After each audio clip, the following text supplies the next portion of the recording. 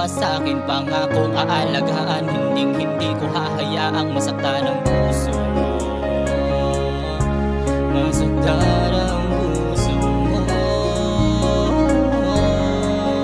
Nandito ako, handang punasan ng mga luha sa mata mo.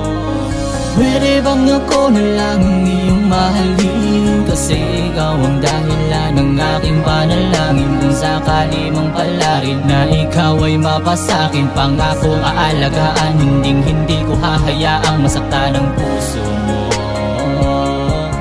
Masaktan ang puso mo. Nandito ako, handang punasan ng mga luha sa mata mo. Pwede bang pagbigyan ako kahit sandali lang? Patutunayan ko sa'yo kung paano magmahal. Kung sakali mangyari ang hinahangad na maging tayong dalawa, wala naman sigurong magalit kung mapasakin ka.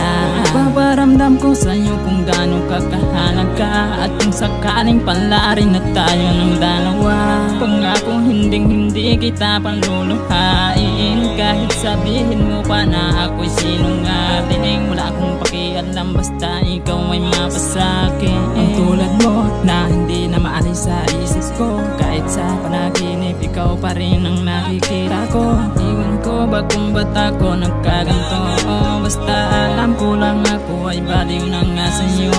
Kaya kung saan lang at kung pwede lang, ako na lang ang iyong mahalin. Pangakong hindi kita bibiguin. Pwede bang ako na lang ang iyong mahalin? Kasi ikaw ang dahilan ng aking panalangin. Kung sakali mang palarin na ikaw ay mapasakin, pangakong aalagaan, hindi ko hahayaang masaktan ang puso mo. Masaktan ang puso mo.